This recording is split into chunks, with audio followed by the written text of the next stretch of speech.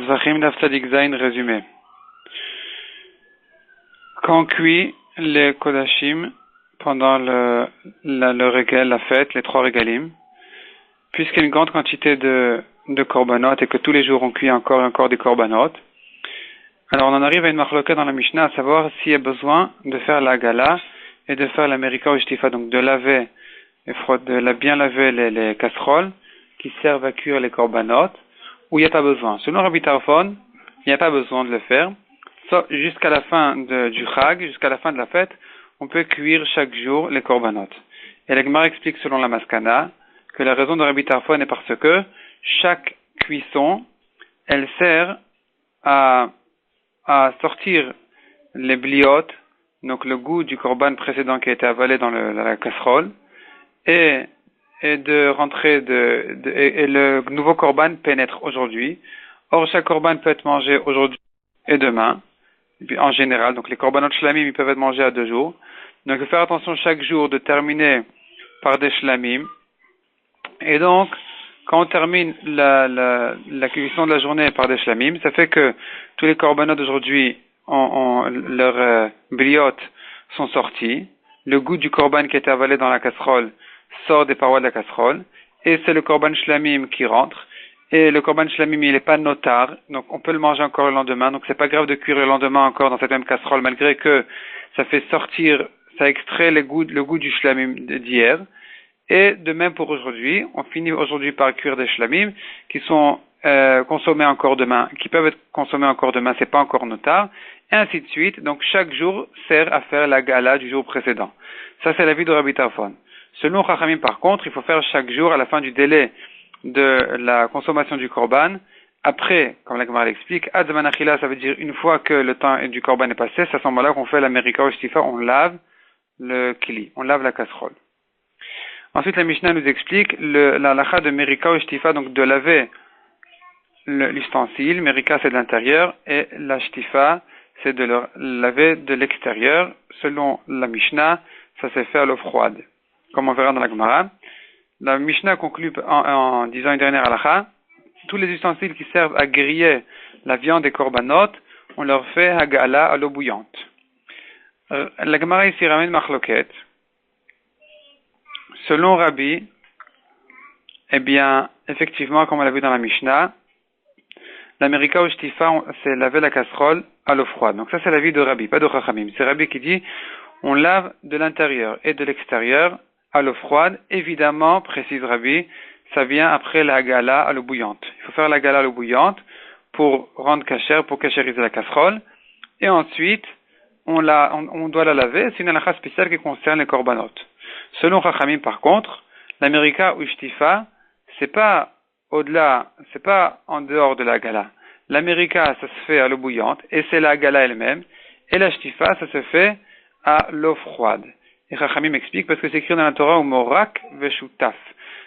Et puisque la Torah a employé 2 termes différents, morak et shutaf, qui veulent dire laver le kli, si vraiment les deux se faisaient à l'eau froide comme ce que Rabbi pensait, la Torah n'avait pas besoin de changer de terme. Elle aurait pu employer le même terme. Donc, du changement, on comprend que ce sont 2 choses différentes, un à l'eau chaude et un à l'eau froide. Deuxième sujet. Celui qui a cuit dans la même casserole des kodashim, des korbanot et des choulin, ou bien des kodashim et des kodashim kalim. Donc 2 degrés de kedusha différents. Si, selon l'interprétation d'Agmara, si la kedusha supérieure donne du goût dans la kedusha inférieure, c'est-à-dire si on a, par exemple, 1/60 de kedusha supérieure, ça met du goût dans toute la casserole, et donc tout prend le degré de kedusha supérieure. C'est pourquoi il faut faire merika ou shtifa, donc laver la casserole. De même, si le korban, de petite quantité qui a mis goût dans toute la casserole, il était pas soul, eh bien il rend tout le contenu de la casserole pas soul, à tel point que si ça va toucher encore une autre viande, même ce qui n'était pas soul auparavant, même ce qui n'a pris son psoul que dans cette cuisson-là avec le pasoul, il prend un degré de psoul pareil, tel que si maintenant il va toucher une autre viande, comme on verra dans la Gemara, et que ça va absorber du goût de cette viande-là, eh bien, c'est pasoul aussi. Donc la troisième est psoula.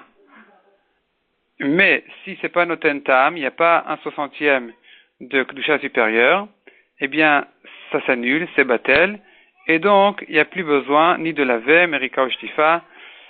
Selon un pshat dans la Gemara, malgré que les kodashim kalim, il faut leur faire aussi la merika ou shtifa. Donc, dire que la kedusha supérieure est annulée, ça n'enlève pas la kedusha inférieure. Donc, on devrait devoir faire merika ou shtifa, laver la casserole, au moins après le délai des kodashim kalim. Effectivement, il faut le faire. Simplement, la Mishnah nous dit qu'il n'y a pas besoin de le faire dès le premier jour, comme le degré supérieur de kedusha. Deuxième pshat que la Gemara dit, c'est que ça va comme le Tana, comme Rabbi Shimon, qui pense que les kodashim kalim, on n'a pas besoin de leur faire du tout merika ou shtifa, il ne faut pas laver la casserole derrière leur cuisson. Ensuite, la Gemara, amène du pasuk, s'écrit Anoga bivsara yekdash kamoa. Anoga, celui qui touche la viande, qui va toucher bivsara, la viande de la chatat. Yekdash kamoa, elle prend sa kedusha et ses halachot. On apprend de là, bivsara, ça veut dire seul si la viande a touché vraiment la viande, et que bivsara, dans sa viande, elle a avalé la viande de degré de kedusha inférieur ou de choulin, qui aurait touché la viande de la chatat. Quand on dit que yikdash kamo, eliot kamoa, ça veut dire qu'elle prend sa kedusha ou sa halachot, ça ne concerne que le cas où vraiment ça a absorbé du goût de la chatat. Ensuite, on apprend aussi du mot bivsara que seul ce qui a touché, qui a pris du goût de la chatat, mais pas tout le morceau entier de viande qui a touché. Seul le coin du morceau qui a touché, qui a vraiment avalé, absorbé du goût de la chatat, c'est lui qui prend ses halachot spéciales. Et on apprend aussi de ce mot-là bivsara que seule la viande, mais pas les os. Les os ne prennent pas de kedusha et de chumra spécial. Ensuite, la Gemara pose une question. Pour quelle raison on dit que la viande qui aurait touché la chatat, si la chatat est psoula, eh bien, cette viande-là aussi devient pasoul. Yikdash, kamo, eliot, kamoa. Ça devient comme elle, ça devient pasoul. On devrait dire que si par exemple la viande qui est touchée, c'est aussi une viande de korban, et la Torah donne une mitzvah tassée, donc il y a une mitzvah, une obligation de manger la viande des korbanot, on devrait utiliser le principe habituel qui dit assez, doché, lota assez. C'est-à-dire, si j'ai une mitzvah tassée qui confronte une mitzvah lota assez, donc d'un côté j'ai le devoir de faire une mitzvah, mais quand je ferai la mitzvah, je devrais transgresser une avera. Et le principe dit assez, doché, lota assez. Il faut faire la mitzvah malgré que, au passage, on doit transgresser cette avera-là. Dans certains cas, évidemment, pas tout le temps. Donc ici on devrait dire, la Torah ordonne de manger la viande des korbanot. Or, le korban devient pasoul, donc on n'a pas le droit de manger. Vient la mitzvah tassée de manger et repousse la mitzvah lotassée de ne pas manger. Répond la Gemara, première réponse. Dans le Beth Amikdash, on ne dit pas ce principe-là, que assez doché lotassée. Donc dans le Beth Amikdash, s'il y a un lotassée, eh bien, on n'a pas le droit de le faire, même s'il y a un assez de le faire. Deuxième réponse, dit la Gemara, ici c'est pas qu'un assez contre un lotassée, c'est un assez contre. Donc le assez de manger, il vient contre l'interdiction de manger. C'est pas qu'un lot assez, c'est aussi un assez. Puisqu'on s'écrit yikdash, donc c'est aussi un assez, c'est-à-dire qu'on a l'interdiction et en tant que mitzvah assez, et en tant que mitzvah lot assez, et en tant que mitzvah positive et en tant que mitzvah négative, on a l'interdiction de toucher, de manger donc la viande qui est devenue pasoul, la viande de korban qui est devenue pasoul. C'est pourquoi on ne peut pas venir et dire que viendra la mitzvah tassée de manger, repousse la mitzvah tassée, l'ota assez, de ne pas manger. Ensuite, la Gemara dit, on apprend que les autres korbanos aussi sont concernés par cette halakha que si la viande du korban a touché de la viande d'un korban pasoul, elle devient aussi psoula. Répond la Gemara, on a un pasouk qui fait une liste de tous les korbanot et qui les juxtapose et les fait ressembler l'un à l'autre. Zot Torah, c'est écrit, Zot Torah, voici la loi qui concerne tous les korbanot, et ensuite le Torah dit les noms de tous les korbanot. Et donc on apprend de chacun des korbanot une halakha générale qui concerne tous les korbanot. Par exemple, du korban de là, on apprend qu'il faut faire la shrita avec un couteau de shrita. De la mincha, on apprend que c'est consommé par les kohanim, les hommes des kohanim. De la khatat, on apprend notre halakha, que si ça avalait de la khatat, c'est pas soul, de la khatat psoula, ça devient pas soul. Du hacham, qui vient toujours de bête mâle, on apprend que le petit d'une bête femelle d'un korban ne prend pas sa kedusha pour dire que on devrait sacrifier ses graisses aussi du petit. Donc du hacham, on apprend que non, puisque l'hacham jamais n'a de petit, il est toujours mâle. Et c'est de lui qu'on apprend que même dans les cas de femelles, eh bien, le petit n'a pas le din de korban pour sacrifier les reins et les graisses.